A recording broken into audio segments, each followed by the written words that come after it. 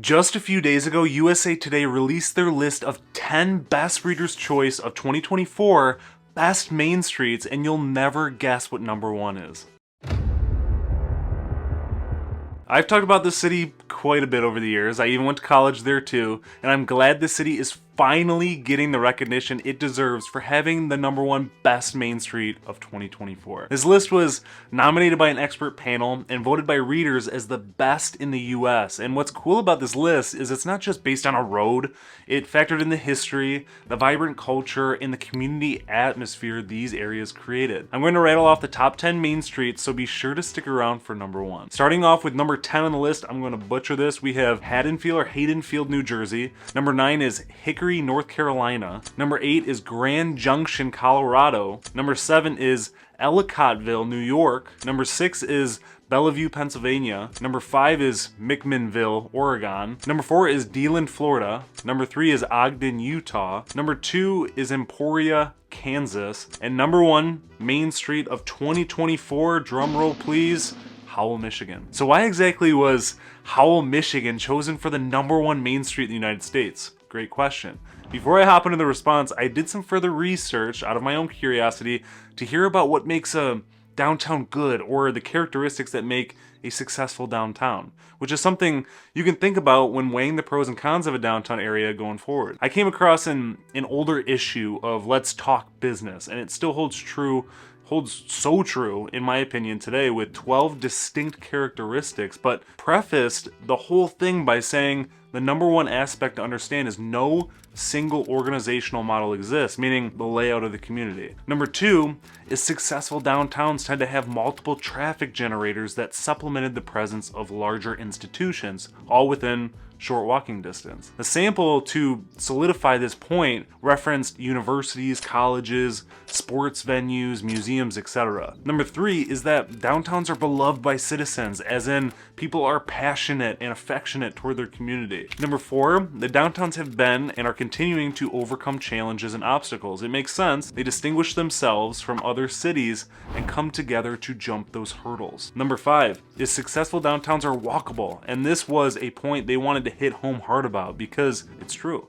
And that's why you see a lot of communities focusing on sidewalks and creating a more walkable scenery instead of focusing on the traffic flow. Number 6 is having a commitment to mixed-use development. They tend to be integrated and made part of the community. Number 7 is there being a broad public and private investment in the future of the downtown, and Howell has just that with their Downtown Development Authority made up of 7 to 9 members working toward the same goal of representing businesses, property owners, and residents of the community. Number 8, the nature of downtown retail appears to be in flux, having no or minimal vacancies with the businesses. Number 9, entertainment is driving market segment. Entertainment needs to be a main driver to getting community involvement. Number 10, there's a strong presence of residential neighborhoods within walking distance to downtown. And that point is very prevalent in downtown Howell as you stroll around and see all the well-maintained historical homes that line the streets just outside of Main Street. Number 11, the market for housing downtown is strong and growing, which also holds true for Howell. Recent Redfin data was actually released and home prices were up 15.6% compared to last year, selling for a median price of $289,000,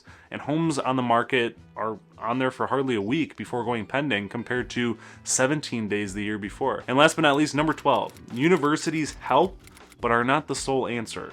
As I mentioned, I went to college in Howell at Clear University. It's a smaller university that doesn't exactly have a huge sprawling campus, but there are countless events each year that get the community involved on campus, so that's a traffic generator, as I mentioned before. For those of you that don't know Howell's downtown is like a time capsule. It's like experiencing the 1950s without the DeLorean, with its wonderful preserved historic buildings and tree-lined streets. Granted, the main strip of downtown is small, but it's dripping with quaintness. And when you think of stores these days, in downtown Howell, you forget about the big box stores and cookie cutter chains. Howell's downtown is all about supporting local businesses and creating that community-centric atmosphere we all desperately want in the places we live. From the friendly uptown coffee house on the corner where the barista knows your name and your complicated coffee order, to the quirky boutiques that somehow always have exactly what you didn't know you needed, Howell's downtown is really a mom and pop paradise. Plus, where else can you buy a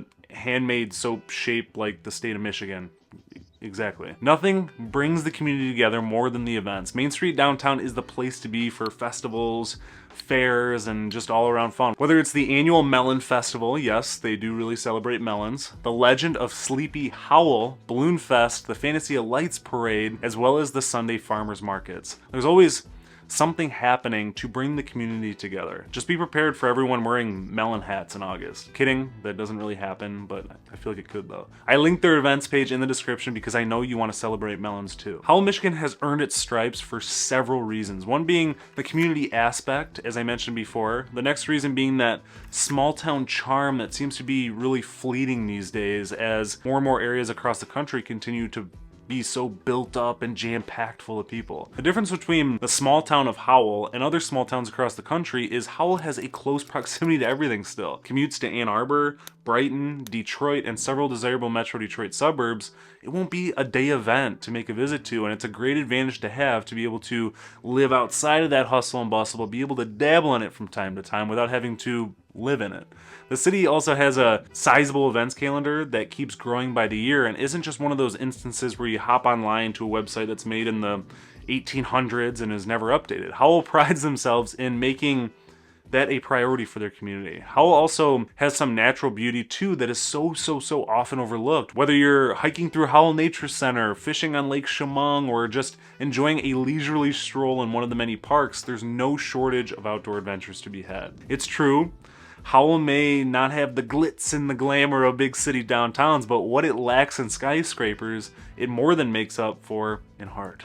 The sense of community here is palpable. From the friendly waves exchanged between strangers on the street to the way everyone rallies together to support local causes. In Howell, you're not just another face in the crowd, you're part of the family, and I believe that's what makes the city's downtown truly great. Whether you're visiting the Howell Area Historical Society or simply admiring the historic architecture downtown, you can't help but feel a sense of connection to the past, to say the least. If you want to know more about Howell, Michigan, I created a video about the pros and cons of living in Howell, Michigan, 5 attractions in Howell, Michigan, as well as a comparison video between Brighton, Howell, and Milford that I will link in the description below. For those of you that stayed for the #1 best main street in the United States for 2024, did Howell, Michigan surprise you? Why or why not? Drop your thoughts in the comments below. Thanks as always for watching. If you're ever looking to buy, sell, or invest in the wonderful state of Michigan, don't hesitate to reach out. I'm happy to be your go-to resource. Until next time.